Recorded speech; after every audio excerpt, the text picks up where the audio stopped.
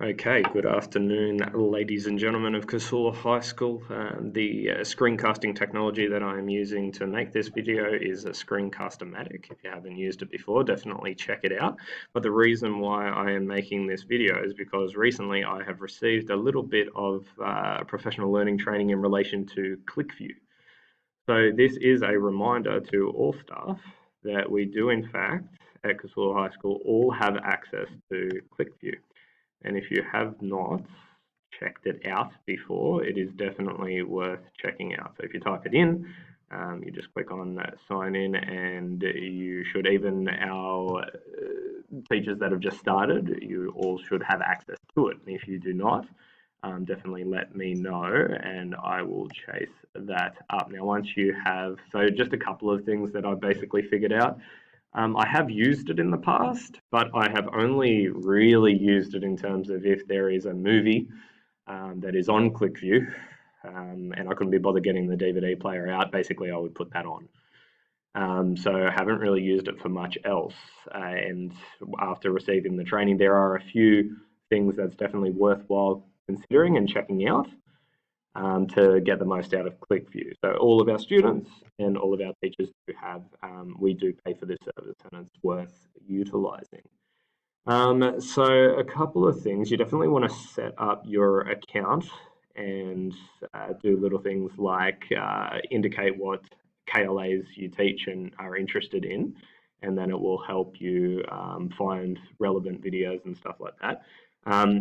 As I mentioned, I'm very, very new to ClickView in terms of using its full potential, and I did mention what I have primarily used it for in the past. But if you do a curriculum search, so just down here, search by curriculum, I will do HISI, I will select stage 6 because there is quite a few, there's some things in there for all stages, but I did notice a few good things for ancient history, so I'll just sort of show you how to do a little bit of a check. So after doing the search, we've got a couple of good videos here. So I can see this one here. I'm not sure whether I've actually added it to my library.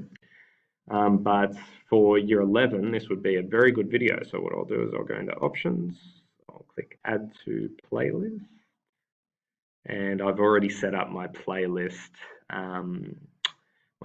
by year group. So I've got 12 videos already in my ancient history folder. Now if I click on that, okay, so it means I've already got it in there, so I've just removed it. So I'll click on it again, make sure it's added to it. And as you can see, this yellow thing here is interactive. It says interactive, so definitely check out whether it does have stuff, because some of the teachers have already added, questions. They might be multiple choice questions, and it will stop at various points of the video and test out students, and that is an option that you yourself have to add to the videos that you set students to watch. So just in the top right here, we've got ClickView training, and that basically has a lot of YouTube tutorial videos. So in terms of trying to figure out exactly what you can and can't do, it is a good place to certainly start. I mean, I'm only going to give you a very surface level understanding because at the moment I only have a surface level understanding, but I always found that the best ways to familiarize yourself with this stuff is to just get amongst it, have a bit of a search, do some clicking, do some searching, and find some of the stuff, and that's the best way to learn, sort of hands-on learning experience. So we've got our dashboard here. In terms of libraries, I'm not sure what I've got here, but I'll click on it and see. Okay, so this is not a bad place to start searching. So this is where I went. I went to history, 282 videos, and just basically did a scroll through and added the ones that I did like. So if there are any areas that appeal to you, click on it. It is linked to our curriculum. We have a look at that. Now, for instance, there was a YouTube clip that was taken off, probably because it didn't meet the copyright requirements for my year 11s, and it really annoyed me because I've watched it for the last couple of years, and it was about King Tut. So if I do a quick search for King Tut, I might be able to find that video that they did remove from YouTube.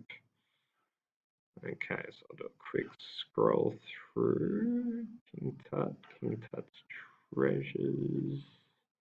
and I believe it is this one here, King Tut Uncovered. So it was actually the first one that came up.